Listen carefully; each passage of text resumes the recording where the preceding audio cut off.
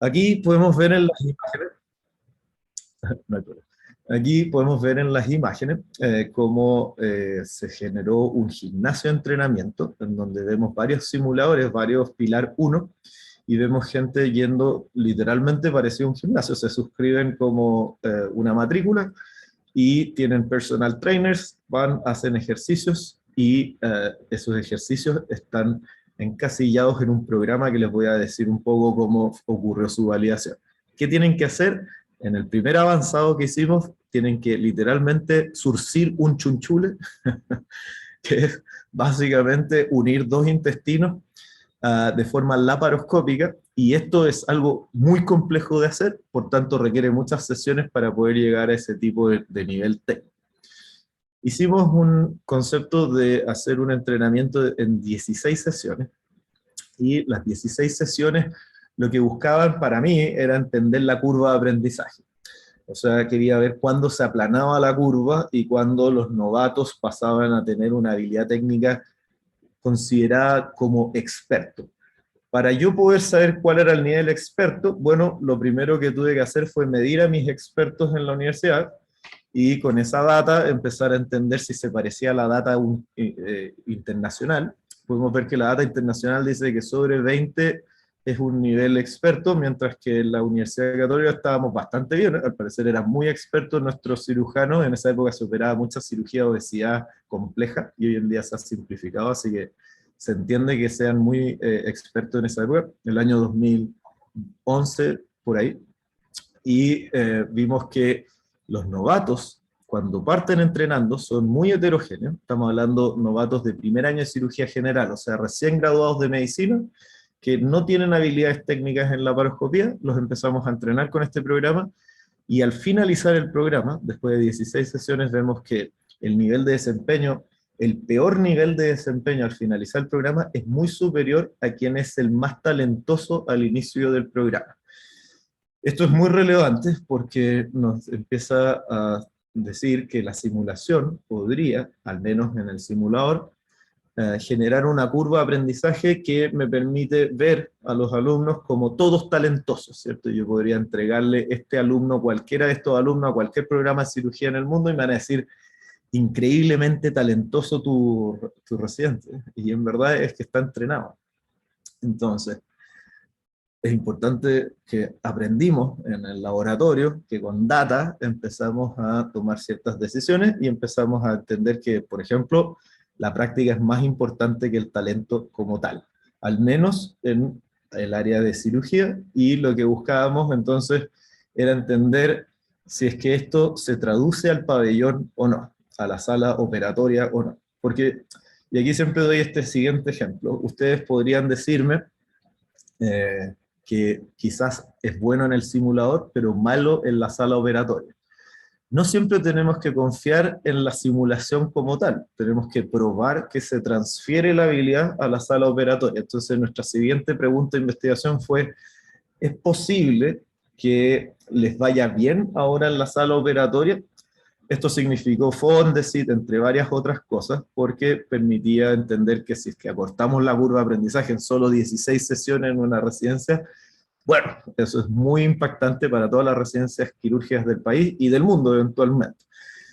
¿Y por qué sale esa pregunta? Imaginémonos, yo quisiera demostrar que después de jugar FIFA, PlayStation, ustedes son buenos futbolistas. Bueno, con alta probabilidad no me van a creer, porque o sea, jugar FIFA, PlayStation es jugar en un joystick contra un televisor. Desde un punto de vista conceptual se podría considerar como una simulación. Ahora, de un punto de vista de niveles de la pirámide de Miller que les mostré al inicio, ese formato de entrenamiento, lo único que estoy haciendo es quedarme en el nivel 2. O sea, estoy haciendo que una persona entienda las reglas del juego, sepa integrar, sepa hacer varias cosas, y se podría considerar como un libro avanzado, ¿cierto?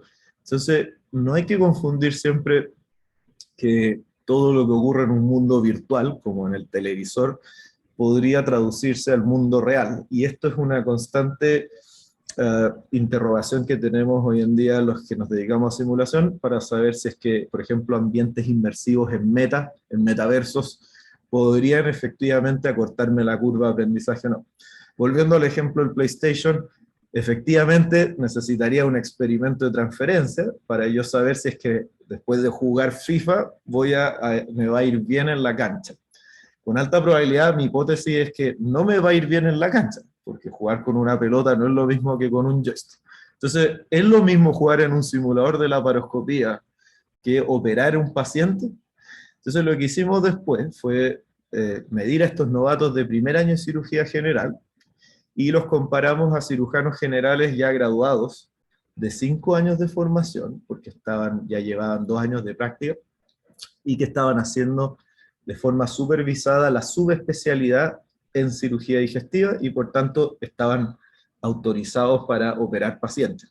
Y los medimos a novatos de primer año de cirugía general, entrenados con nuestro programa, y los comparamos a estos cirujanos sin entrenamiento de simulación. También los comparamos contra expertos y quisimos ver cómo les iba. Y podemos ver que los novatos de primer año de cirugía general con 16 sesiones de simulación son técnicamente muy superior a 5 años de formación tradicional. La gran diferencia entre estos dos grupos, aparte del desempeño, es que este segundo grupo con inferior desempeño tiene autorización para operar. Tiene una licencia en el hospital, ¿cierto? Entonces, de aquí en adelante se hizo obligatorio en la Universidad Católica de que este programa sea para todo la beca de cirugía general y también de cirugía digestiva, entre otras. Y también a los ginecólogos les servía la parte laparoscópica, así que también se hizo obligatorio. Esta investigación ganó premios internacionales. Nos ganamos el mejor premio en el congreso más importante de cirugía del mundo, y 2 veces incluso, porque la primera fue crear el programa y mostrar cómo funciona, y la segunda fue estos resultados de transferencia. Y lo que pasó con eso fue que mucha gente desde Perú, Bolivia, Uruguay, Argentina empezaron a enterarse de que teníamos un programa muy estructurado y interesante en la Católica, y empezaron a ver si era posible hacerlo en la Católica. Entonces, rápidamente la universidad abrió un curso de educación continua con el programa y empezamos a recibir alumnos fuera de la universidad. Ahora, esto fue interesante porque ocurría de forma paralela al desarrollo y mejoramiento del hardware que les mostré, que era el pilar 1. Entonces, al mismo tiempo, en Perú, en Bolivia, en Brasil, nos estaban comprando hardware porque querían replicar esta hermosa experiencia que habíamos obtenido en la universidad y querían tener a cirujanos muy bien entrenados. ¿Y qué pasó? En mi teoría lo que pasó es como parecido a cuando uno compra una bicicleta estática para la casa. Termina siendo un muy buen colgador de ropa, ¿cierto? Porque uno como que no tiene esa disciplina de entrenarse y como que falta algo. Hoy en día se ha ido mejorando ese algo en las bicicletas estáticas y han aparecido aplicaciones como Swift, entre otras, que te ayudan a estar entrenándote con amigos, a ir incluso con un docente al lado y pedalear junto a otras personas, incluso desde tu casa en otros lugares de forma remota.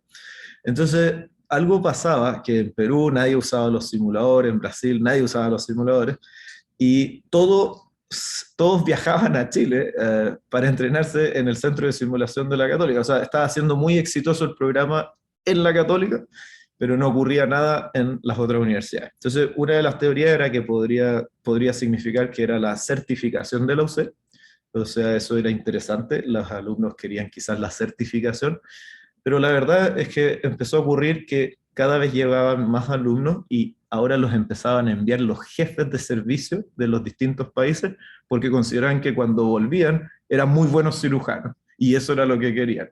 O sea, estábamos un poco más balanceados en que en verdad el programa entregaba las habilidades que decía que entregaba. Entonces, con esto en mente aparece un nuevo desafío y tiene que ver con cómo yo podría hacer que alguien en Perú entrene mi programa. ¿Es posible formar a un cirujano de forma remota, en simulación? Y este tipo de preguntas requería entonces entre I más D más I, ¿cierto? Investigación, desarrollo, innovación, y no solo un concepto de una pregunta científica tipo, fóndese porque, bueno, ¿cómo voy a hacerlo? Necesito probablemente una interfaz digital, una plataforma. Al principio probamos a hacer cosas tipo, el primer MVP de este entrenamiento remoto fue hacerlo a través de Skype. Olvídense que existía Zoom en esa época. No existía ni la pandemia, ¿cierto? Entonces, por Skype, después me acuerdo GoToMeeting, intentamos hacer un par de evaluaciones remotas y era horrible porque estar a la misma hora que los alumnos era imposible para nuestros docentes. Calzar la sincronía es muy costosa, no es fácil y por lo general no se adapta ni al horario del alumno ni al horario del docente y termina siendo un curso muy malo o de poca calidad o con pocas repeticiones.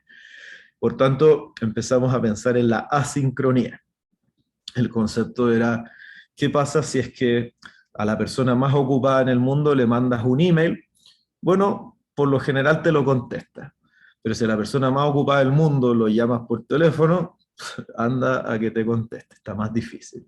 Entonces, con ese concepto dijimos, bueno, si sacamos ventaja a la asincronía, quizás nuestros docentes van a poder de forma en un plazo de menos de 72 horas, evaluar a los alumnos, los videos de los alumnos, vamos a tener que hacer que alguien se grabe, se suba a alguna plataforma y eventualmente esto podría ayudar a hacer eso. Y con eso, bueno, toda esta teoría, hipótesis y grandes pensamientos, nos pusimos a básicamente crear e iterar esto de hacer hardware a poder dar una solución completa, poder empezar a decir, ok, te vamos a dar el hardware, pero también viene el programa de entrenamiento. Y hay un tema que no hemos hablado, que tiene que ver con el pilar 3, que es lo que para mí lejos es más importante si uno tiene que aprender una habilidad. Entonces, si les quiero enseñar a tocar guitarra, sí, ustedes se pueden meter a YouTube y ver a un super docente, un youtuber, enseñar sesión 1, 2, 3, 4, pero va a llegar un momento en que van a necesitar entender si lo que están aprendiendo lo están haciendo bien o no. Y ese momento es cuando se requiere feedback. Ese momento requiere que un docente te pueda decir, esto está bien, esto está mal, y cómo mejorar.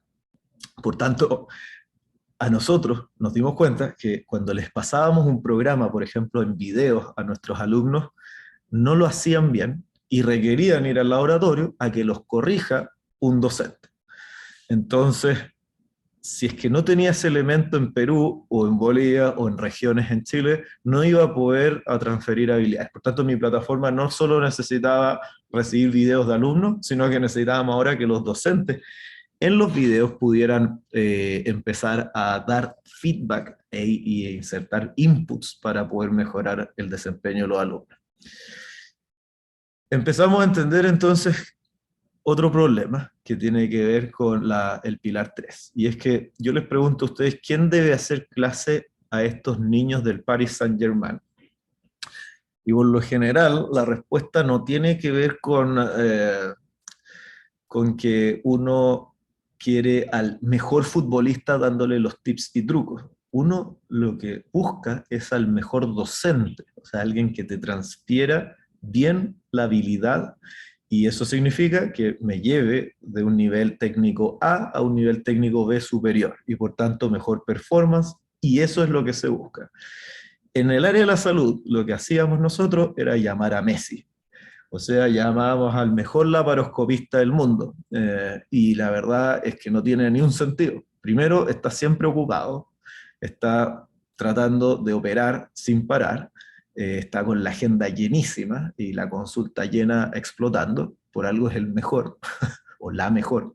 Y lo que buscábamos entonces era entender quién iba a enseñarle a nuestros niños del Paris Saint-Germain, a nuestros residentes de primer año de cirugía general. Y nos dimos cuenta que, bueno, en el fútbol ya está solucionado esto, ¿cierto? Habitualmente no es Messi quien le enseña a estos niños, le enseña a un entrenador que está ahí atrás y que por lo general no siempre ni siquiera es futbolista. Se dedicó, probablemente tiene relación a carreras deportivas, pero se dedica muy bien a entender cómo es el desempeño del nivel técnico en el que van los alumnos y cómo se corrige esos errores en ese nivel técnico. Por lo general, el entrenador de los niños de menores de 13 es muy distinto a alguien entre 13 y 15, y muy distinto a la adulta. Son especializados en corregir errores para que lleguen rápidamente a cortar su curva y lleguen de la mejor forma posible al mejor desempeño. En cirugía teníamos literalmente cero de eso. Así que empezamos a crear una red docente que supiera enseñar el juego. ¿Cuál juego? El programa avanzado que les mostré antes. Entonces, empezamos a ver que estas personas se dedicaban a dar feedback, empezamos a entrenar veterinarios, médicos generales, pero una vez que ya habían hecho los cursos. Entonces conocían el curso y ahora estaban aprendiendo herramientas de educación médica, cómo dar un feedback, cómo hacer una retroalimentación. Y estos docentes empezaron a ser mucho mejor en desempeño que los expertos clínicos. Por tanto, quedó muy corroborada esa hipótesis de que Messi quizás podría ser muy buen docente en la teoría, pero en la práctica quizás solo va y les dice, bueno, yo agarro la pelota y hago un gol. Y no te dice cómo, ni cómo corregir un error, ni nada. Entonces, bueno, con todo esto en mente, tenemos los ingredientes precisos para que nuestra tecnología emergiera, para poder enseñarle a alguien en regiones o en Perú. Y así es como nace el primer MVP, el producto mínimo viable de C1 Do1 y el curso Lab. Entonces, C1 Do1 Lab, ¿qué es lo que buscaba? Poder replicar este curso y programa que les mostré validado de la Universidad Católica, pero que lo pudiéramos empezar a hacer en regiones en Chile, y por qué no en otros países, si es que era de forma exitosa.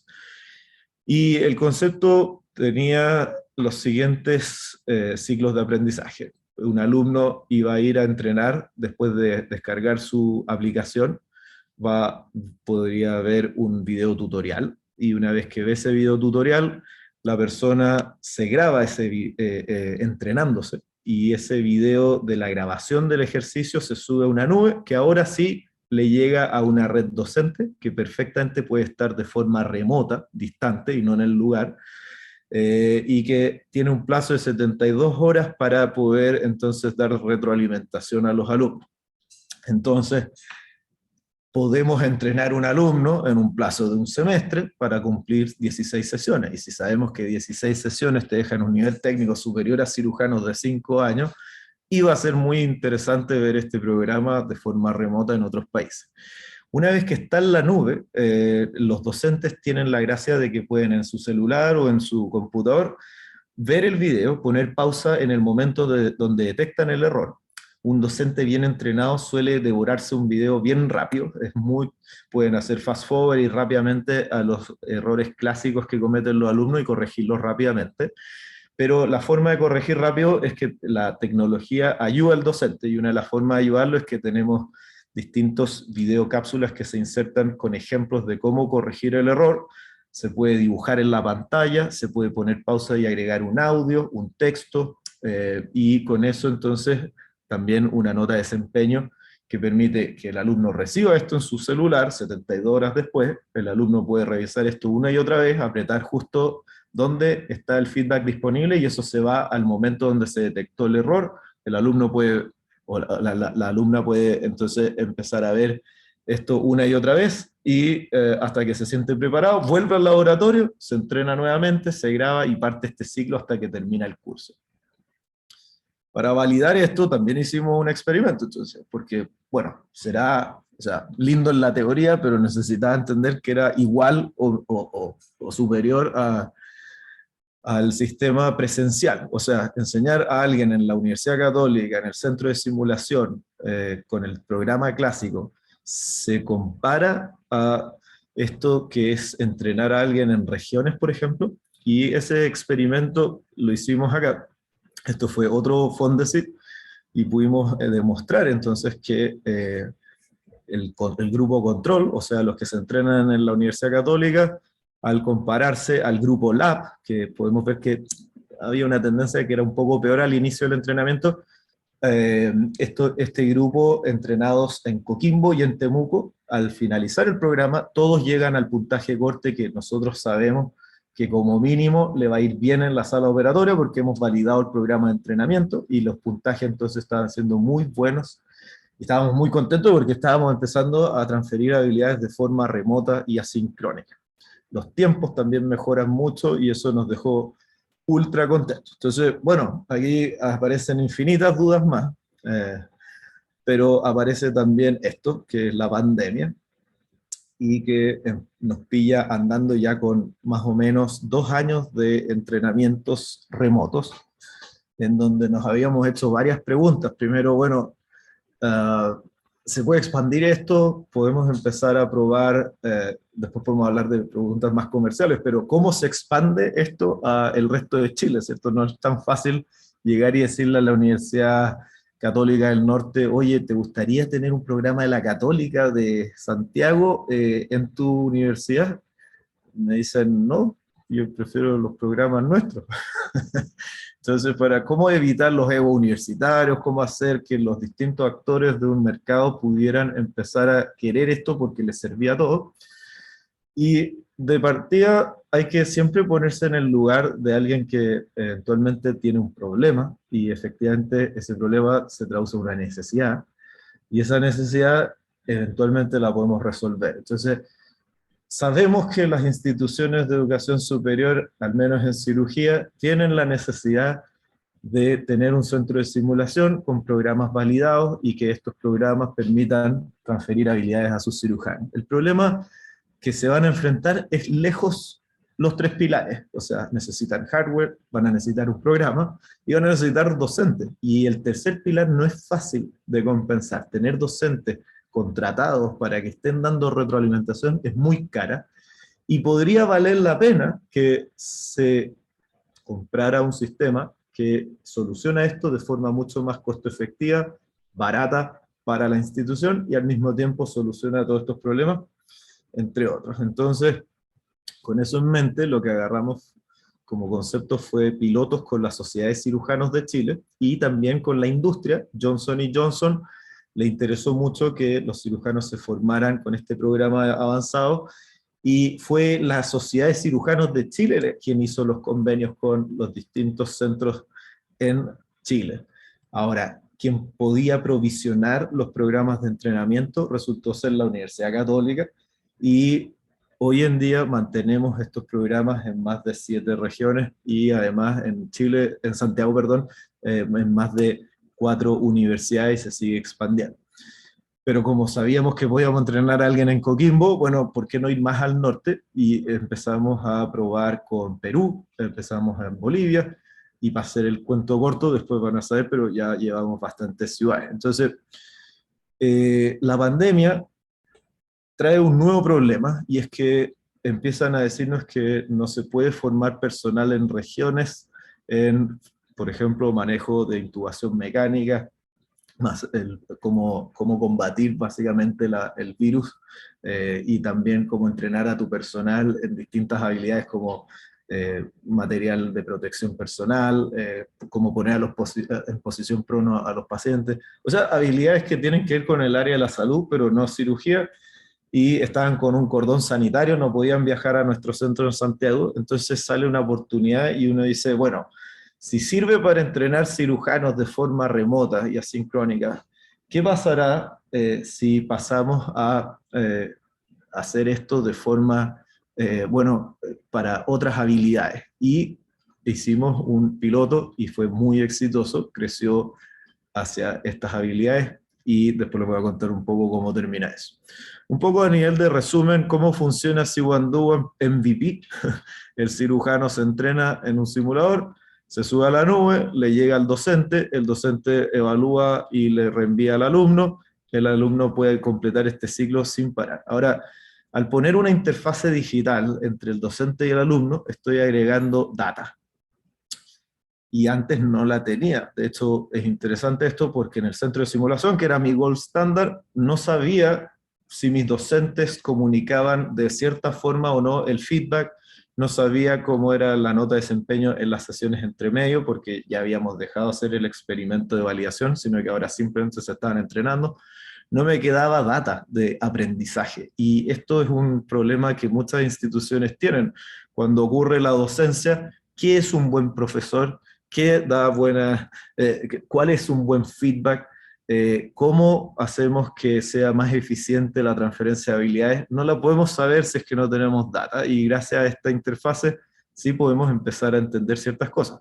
Pero también podemos empezar a sugerir ciertas cosas y hacer algoritmos de machine learning como automatizaciones de, por ejemplo, evaluaciones de cirugía. Aquí vemos un curso básico de laparoscopía, en donde después de más de 500 alumnos y muchos videos, podemos empezar a automatizar la evaluación. Aún no logro automatizar el feedback, o sea, que le diga una recomendación de cómo mejorar, pero ya esto empieza a ser bastante buen complemento para los docentes, y un docente ya puede empezar a llegar a más alumnos en vez de solo cierto número limitado. Como les decía, si funciona para cirugía, servirá para otras áreas de la salud, y ahí empezamos a expandirnos a toda la Facultad de Medicina. Esto fue el año 2020, fue muy necesario. Estábamos además en Chile, ¿cierto?, con el estallido social, por un lado, y posterior a eso la pandemia, y todo esto significaba ciertos problemas para ir de forma presencial a los centros de entrenamiento. Entonces empezamos a entrenar a gente en sus casas, empezamos a entrenar a gente en distintas habilidades. Kinesiología hacía que se juntaran en pareja los alumnos y empezaran a entrenar incluso con su familia, con abuelitos, con quien sea, se grabaran un video, se subiera a la nube, un profesor les iba a dar retroalimentación de si estaban haciendo bien o no este tipo de cosas. Aquí vemos un efecto en pregrado, entonces una alumna, en este caso, lo que está haciendo es un ejercicio de algún tipo de punción en formato estéril, y ella está enumerando los pasos que tiene que hacer, el docente está viendo si hace de forma correcta esos pasos, y le va agregando estos inputs en el video. La alumna entonces puede recibir estos inputs en su video, y la gracia es que lo puede repasar una y otra vez, ¿cierto? Ya no queda automáticamente activado el concepto del portafolio, solo que lo puede acceder una y otra vez. La evidencia de aprendizaje es muy obvia, ¿cierto? Si demuestra que hace bien la habilidad, tiene el aprendizaje. Hicimos una comparación en cursos más masivos para entender si es que 2 sesiones de 20 minutos separadas en el tiempo con C1 Do1 es superior al típico taller que teníamos con nuestros alumnos de 4 horas. Nos encerrábamos con los alumnos, teníamos un docente cada 6 alumnos y les enseñábamos estos procedimientos de forma simulada.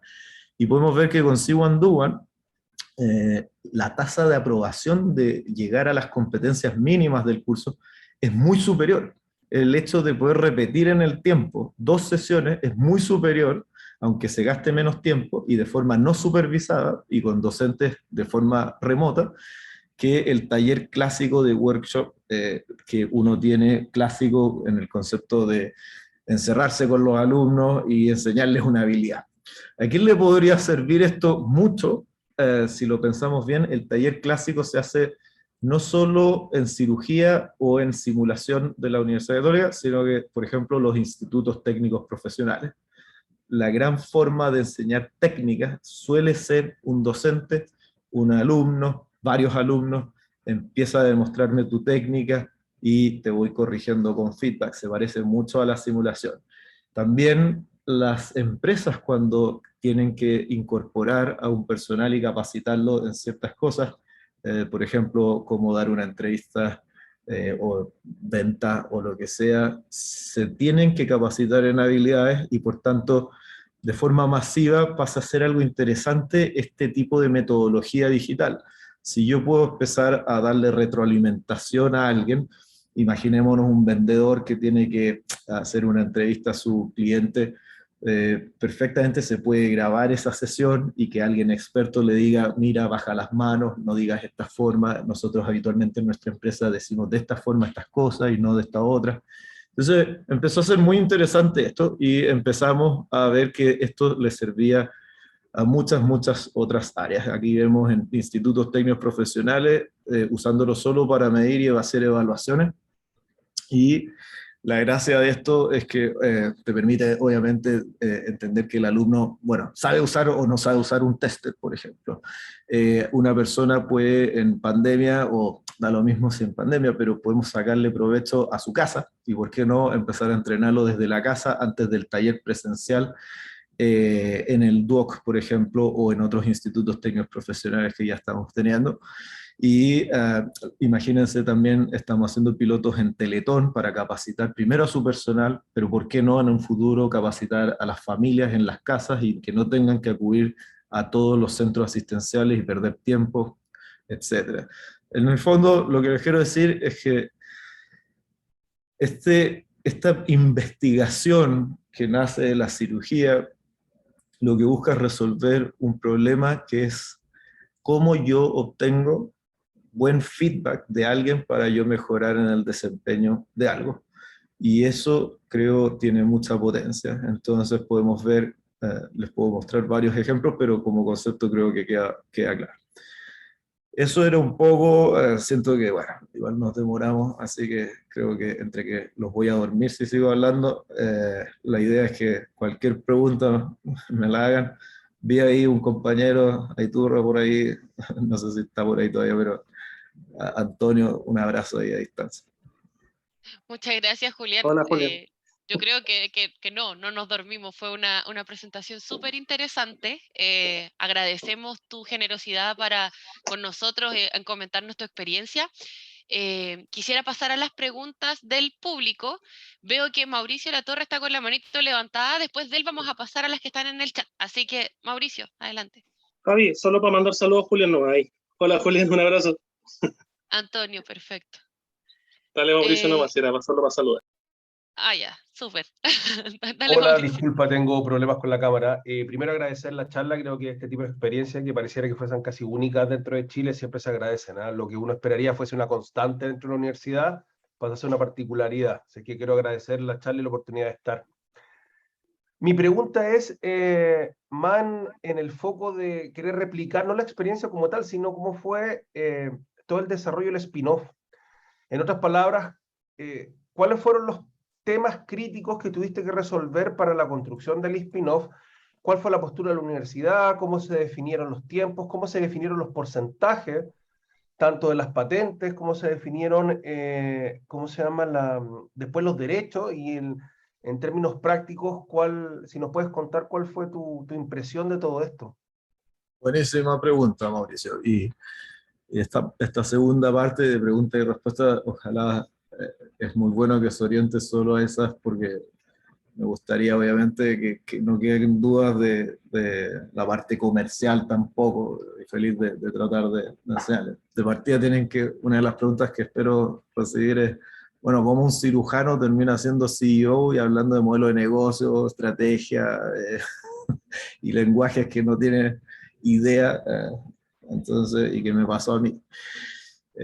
Bueno, respondiendo a tu pregunta, lo primero es que, bueno, vimos varias etapas de distintos productos, incluso que fueron atacadas de distintas formas, y que la Universidad Católica lo que empezó a hacer fue hacer un rol facilitador en este caso. Yo tuve mucha suerte, primero, de que en mi jefatura hubo mucho apoyo siempre, o sea, si bien no hubo un apoyo así económico como hace un simulador, el decano me dijo, oye, ¿cómo podríamos llevar esto? Porque esto nos sirve, o sea, en simulación nos serviría tener un mejor simulador. Y hubo había ganas de que hiciéramos un simulador. No pudimos encontrar la vía fácil, porque ganarse un Fondesit era perder, primero, la chance de ganárselos baja, y segundo, ocupar los recursos para hacer un hardware, como les decía, no era tan fácil. Postular a Corfo, todas esas limitantes fueron muy rudas. Así que el hardware salió un poquito, por así decirlo, en horario extra y en mi garage. Entonces, la forma de hacer ese hardware fue con financiamiento mío, y después de que hubo una especie de prototipo, postulamos a un Corfo. Voy a primero hablar del hardware y después del software. Postulamos un Corfo, y cuando postulamos un Corfo y lo ganamos el año ya 2015, 2016, esto le rebota a la Universidad Católica, dice, oye, hay un académico de ustedes que está haciendo un hardware y que tiene que ver con un área de ustedes que es de simulación, y el académico es de simulación, y le preguntaron a la Vicerrectoría de Investigación si estaban de acuerdo con esto. O sea, Corfo está muy alineado con las instituciones de educación superior, claramente, pero lo que ocurrió ahí fue que en vez de reaccionar mal la universidad como concepto, bueno, quisieron averiguar sobre qué estoy haciendo, qué es lo que hemos hecho a la fecha. Les hice un poco de la presentación que le hice a ustedes, pero en esa época era un poco sobre el hardware y cómo mejorarlo, y queríamos llevarlo más lejos y empezar a venderlo en todos lados. Y rápidamente se subió a la conversa entonces la Vicerrectoría de Investigación y la Dirección de Transferencia y Desarrollo, para ver si es que esto efectivamente tiene orilla más de tipo comercial, y si es que yo podía o no empezar a patentar este hardware para que efectivamente se vendiera a todos lados. Entonces, de un punto de vista de DTD, lo que pasó con el hardware fue que yo en esa época ya había intentado patentar por nuestra cuenta y con una empresa que se llamaba en esa época Training Competence Limitada, y pasó que nos fue mal en ese intento de patente. Podemos hablar otro día lo que implica patentar un hardware en Chile. Impresiona que es más difícil que en otros países, porque tengo amigos en Argentina que en 3 segundos patentan lo que sea, y es como raro, ¿cierto? ¿Por qué me costó tanto? Estuve como 3 años intentando patentarlo para que finalmente los peritos me dijeran, no, sabes que no hay innovación. No resuelve un problema. Y yo digo, ¿cómo que no? Si esta cuestión lo están usando. Bueno, y aquí estaba con otra cosa muy curiosa, estaba vendiendo hardware, o sea, se estaba vendiendo en varios países del mundo, pero no tenía patente. Y cuando llega la Católica con esto, yo le digo, mira, si quieren intentarlo de nuevo, yo feliz, no hay ningún problema, me fue mal, hagamos la patente, hagamos que tenga los derechos comerciales exclusivos de esa patente, pero la patente que sea la universidad no tengo ni un problema. Y dicho y hecho, así ocurre. Hoy en día está patentado, tengo una licencia de tecnología en el hardware, y cada vez que se abre un centro de entrenamiento, que no lo dije en la presentación, pero hoy en día tenemos en 16 ciudades en el mundo, tenemos en Estados Unidos, en UCSF, que es la Universidad de California, San Francisco, una de las 3 mejores de medicina del mundo, tenemos en Miami Cancer Institute, etc. Bueno, cada vez que se vende ese hardware, hay un royalty que se va de la venta a la Universidad Católica. Y nosotros tenemos Training Competence, que ahora es una SPA, y que el nombre de fantasía es See-One Do-One, tiene entonces la licencia exclusiva comercial. ¿Qué pasó con el software? Es muy distinto, y nos empezó a pasar que para poder desarrollar una solución de software, la universidad no era muy fácil para mí contar con programadores a libre disposición y que nos pusiéramos a hacer I+D. Ya no era como, el investigador en su garage va a hacer su simulador. Yo no sé programar, y bueno, algo me gustaba la arcilla y el acrílico, pero no era lo mismo ya embarcarme a yo ser el programador y el tequi, sino que necesitaba programadores, necesitaba empezar a generar código, y eso lo hizo la empresa. Lo estuvimos financiando con lo que se vendía de hardware en algún momento, y también después ya con plata de los socios. En esa época era un ingeniero, un cirujano, que era mi jefe, el primer jefe que tuve en el centro de simulación, y yo. Y tuvimos que financiar hacer el software. Entonces, cuando la Universidad Católica le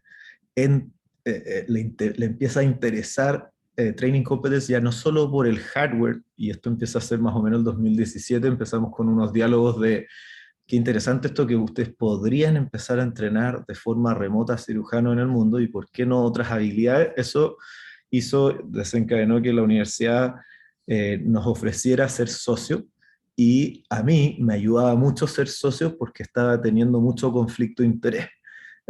Imagínense presentar en un congreso académico que uno tiene el mejor programa de entrenamiento, y después te dicen, oye, ¿y ese hardware? Ese lo vendo yo. Y el programa, no, ese es de la Católica. Y empieza a ser muy rara esta relación entre que uno es como que vende un producto, mientras además se cree el cuento de que es el mejor programa de entrenamiento, porque todos empiezan a decir, bueno, será el mejor programa, este gallo tiene conflicto de interés. Entonces, a la Católica meterse de socio, esto podía empezar a ser, el discurso es, sí, yo estoy metido en el emprendimiento, pero es un emprendimiento de la universidad y es un spin-off. Ese tipo de relato a mí me agrada mucho más que no ser reconocido dentro de la universidad. Y la universidad lo vio así, el prorector de la Universidad Católica nos citó y dijo que era muy interesante este proyecto porque efectivamente ellos estaban tomando decisiones de si, por ejemplo, el mundo e-learning iba a crecer hacia un tipo de plataforma o hacia otro, o si es que había que crearlo. Y si una startup estaba más o menos creando un formato e-learning interesante, ¿por qué no apoyar ese proyecto? Entonces, cuando entra la Católica a Training Competence, en ese pacto se reconoce que el software había sido hecho por Training Competence y hoy en día ese software pertenece a Training Competence y se está patentando en Estados Unidos. Recordemos que en Chile y Latinoamérica el formato de patente de un software no es tan como el de un hardware, como una invención clásica. Suele ser más de un relato de si es una metodología asociada a algún tipo de hardware o si hay una interfaz digital de algún tipo asociada a un hardware. Es como que no hemos evolucionado mucho a proteger software. Pero en Estados Unidos sí está avanzado eso y empezamos a ver que valía la pena porque estábamos expandiéndonos a varias zonas. De un punto de vista comercial, o sea, de estructura en la empresa, lo que empezó a pasar es que cuando mutamos a software, mis socios quedaron un poco sin la oportunidad de seguir colaborando en valor. Mi CEO era muy de crear hardware y teníamos ingenieros contratados creando hardware.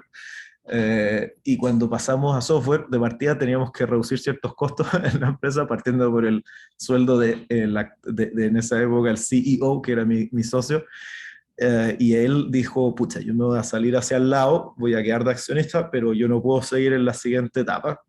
Y el otro ya estaba solo ayudando en la parte de cirugía laparoscópica, era cirujano, por tanto tuvo que tomar ciertas decisiones en donde yo pasé a ser el CEO.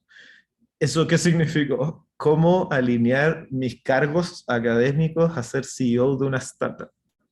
Y lo que empezó a ocurrir, no sé si se fueron dando cuenta en la presentación, es que cada interrogante y problema que solucionábamos con investigación solo genera infinitas preguntas más de investigación, mucho proyecto más. Entonces, desde un punto de vista académico, esto ha sido un hit. Solo hemos publicado, somos líderes en el área de transferencia de habilidades, nos reconocen en todo el mundo, no ha parado de haber Fondesit, no ha parado de haber academia y camaradería y todo lo que debe hacer una universidad al nivel que estamos haciendo I+D. Por tanto, alineamos un poco los objetivos de la startup con la academia para seguir siendo un patio de juego, le llamo, un patio de prueba de esto sirve o no sirve, esto sirve o no sirve, y hoy en día incluso eso se puede después trasladar rápidamente a mercado. Entonces, sé que sirve, ok, se aplica en el nuevo desarrollo del producto y por tanto el producto viene con una evidencia y validez más importante y de impacto que solo la típica de metodología Lean en donde sirve o no sirve en base a falla, ¿cierto? Entonces, eso es un poco, no sé si ahí te resumí, pseudo resumen, porque al final me alargué más que... Sí, gracias. Una única duda, Soli, pero muy cortito. ¿Y los porcentajes, cómo llegaste a un acuerdo con los porcentajes? Los porcentajes de... Cuando los puso la universidad y te dijo, ¿sabes qué más? Esto tiene estos porcentajes y sería... Yo creo que soy un caso bien peculiar porque la universidad, ¿cierto?, viene a ser socio posterior a que está formada, no nace con el concepto de armemos una sociedad desde el inicio. Lo cual yo creo que debe haber varias, en mi situación, en varias universidades así, que podrían perfectamente sacar este tipo de ventaja. Lo que ocurrió fue que la universidad se pactó un porcentaje entre ambos si es que pasaban a ser socios, y en esa época fue 25% la universidad y 75% los founders. Entonces, eso permitió primero respiro, o sea, no fue llegar y que te bloquearan encima. Es bastante equity, si es que uno es una startup y se va a ir por el mundo del venture capital, podemos discutir eso, he aprendido mucho eso en los últimos 3 años, pero de un punto de vista de un paso que está dando una universidad a ser parte de un proyecto que eventualmente puede crecer y apoyar, creo que está súper bien. Y nosotros quedamos muy conformes con ese porcentaje en esa. Al entrar un socio después, que entró comprando el 23% de la propiedad, la universidad pasó a tener 19%. Y la universidad hizo algo muy interesante, dijo, protejamos a Julián, que está de founder y está empujando esta cuestión solo, así que tratemos de que sus acciones no se diluyan tanto. Y el inversionista que entró, más la Católica, hicieron eso. O sea, hay un espíritu para que esto crezca y ahora sí explote y se vaya a una vía mucho más de aceleración y exponencial. Súper, vamos a pasar a la siguiente pregunta. Uro nos está preguntando, bueno, dos preguntas en realidad, una que ya fue respondida, que es cómo fue la negociación con la universidad en términos de royalty y regalías, que fue lo que recién conversaste de cómo se llegaron a los acuerdos. Pero la primera es súper interesante, yo creo que es una de las dudas que los investigadores tienen al momento de hacer un spin-off, que ¿en qué momento empezaste a rentar? Está bueno eso. Creo que un investigador, por lo general, parte de un problema que se podría alinear al problema que suelen resolver las startups, y es, ¿estoy resolviendo una necesidad o no? ¿Cierto? Y no todas las investigaciones se van por esa vía. Yo no digo que todos terminen con un emprendimiento, pero si empezamos a darnos cuenta de que estamos resolviendo una necesidad, hoy en día tengo mi recomendación. Ahora, ¿qué pasó conmigo? Fue que estábamos resolviendo la necesidad de varios que querían comprar simuladores en esa época y empezó simplemente a haber un product market fit, ¿cierto? O sea, básicamente había mucha disposición a pago por equipos, empezamos a subir el precio y lo seguían comprando.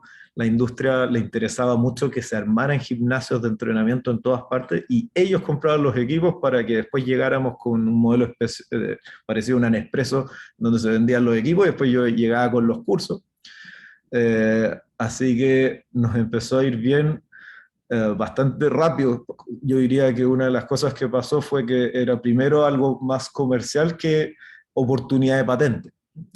Y eso era bien interesante. O sea, no fue como vamos a destacar y nuestra ventaja competitiva va a ser que tenemos una protección, sino que en verdad, como la gente estaba comprando esto, bueno, ya estaba validando que acá se está resolviendo un problema. Entonces, eso nos pasó en nuestro caso puntual. Hoy en día lo que sugiero, yo asesoro varias startups y por lo general es que uno rápidamente intente no solo hacer el fit de, ok, se resuelve el problema, sino que el fit comercial. O sea, que tú iteres rápido a un modelo de decirle, ¿te gusta esto?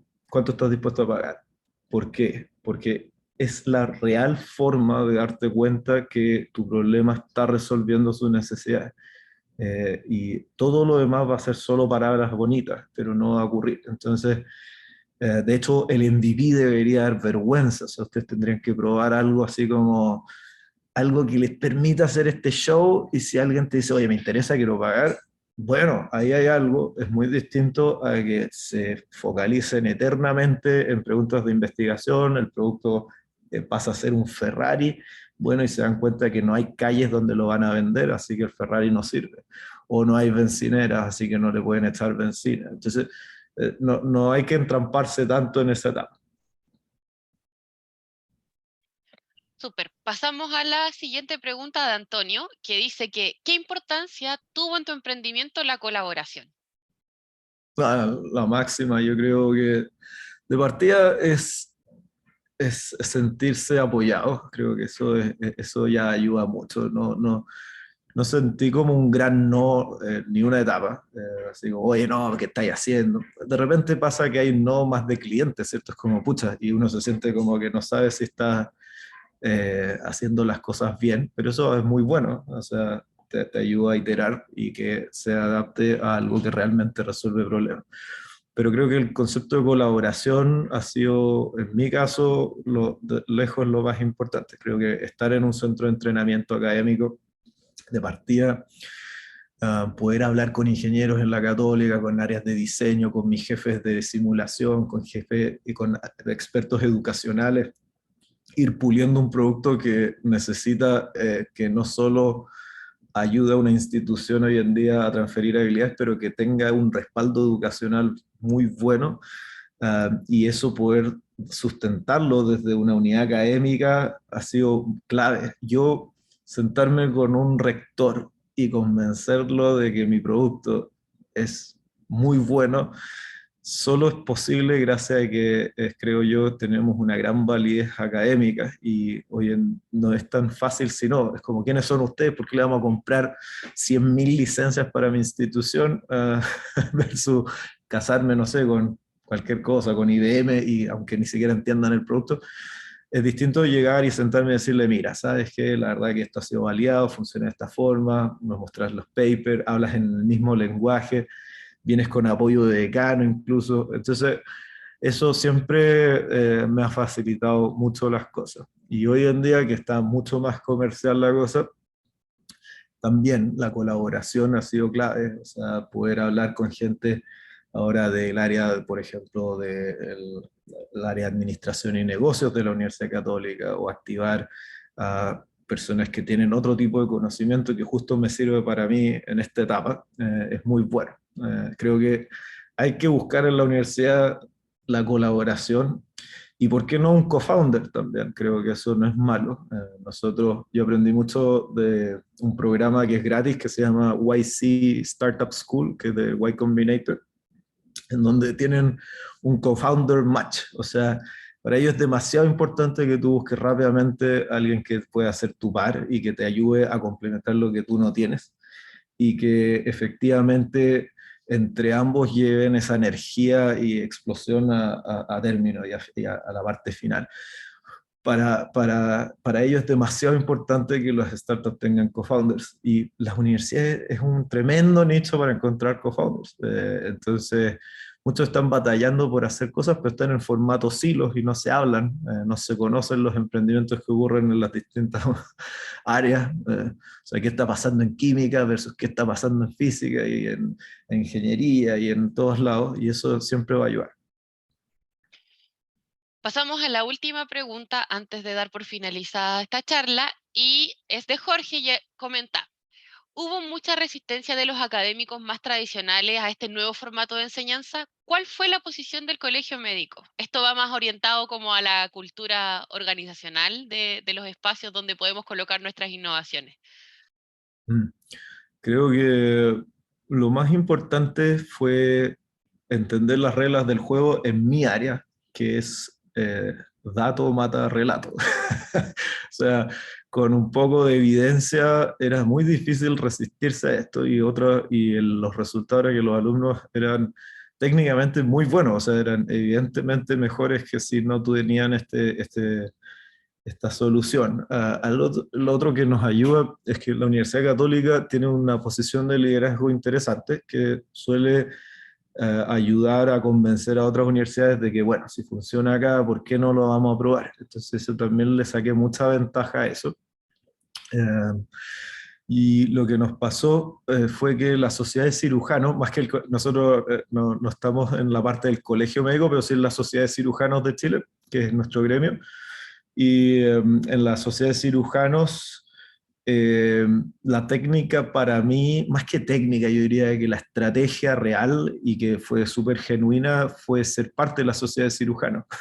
Me metí, empezamos de a poco a trabajar en conjunto, a generar proyectos, y creo que abrir este sistema de ser exclusivo en la UC a que sea inclusivo a todas las universidades fue un tremendo paso, y que lo pudiera hacer la sociedad de cirujanos facilitó que todos dijeran sí. Entonces, todos querían esto, nadie sabía cómo hacerlo, era caro si no, y ahora se puede hacer de buena forma y costo efectiva, y siempre estamos tratando de mejorar eso. Entonces, hay que buscar la forma, creo que de repente uno no la está viendo clara, preguntar y ser parte de distintos gremios y sociedades ayuda, también a hablar con las necesidades que tienen ellos. La necesidad de una sociedad es hacer que sus cirujanos todos se beneficien. Si te alineas a esos objetivos, perfectamente cumples con eso.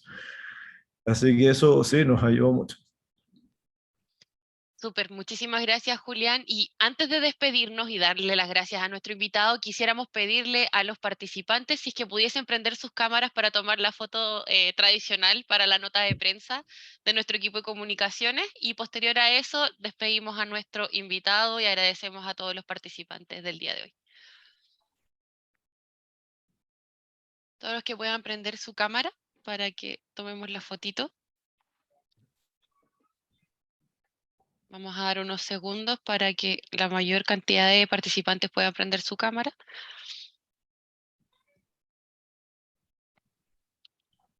Ahí parece que estamos, ya. A la cuenta de 1, 2 y 3.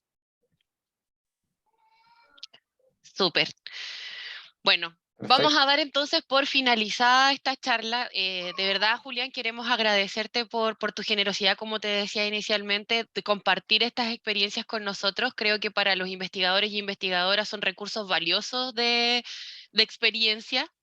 Saber que existen casos de éxito, que es posible, cuáles son las vías, y que de repente el tema de la innovación y el emprendimiento no es un camino lineal. Muchas veces tenemos algunos retrocesos y luego retrocedemos 2 pasos y avanzamos 3, y así vamos construyendo este camino. Muchas gracias también a los participantes. Espero que haya sido una charla motivadora, que hayan podido recoger experiencia y conocimientos para el día de mañana poder emprender por ustedes mismos o dedicarse a la investigación y pensar en la transferencia tecnológica. Ahora vamos a tener un tiempo de receso universitario, por lo tanto ya nos vemos a la vuelta del receso con el siguiente taller, que va a ser el 27 de septiembre, llamado Mercado y Modelos de Sustentabilidad de Negocios. Así que los dejamos a todos y a todas invitadas a participar de este taller. Muchas gracias por su presencia, muchas gracias nuevamente, Julián, nos estamos viendo. Muchas gracias, que estén muy bien. Gracias a todos. Gracias, Julián. Estén muy bien, cuídense. Chao, Julián.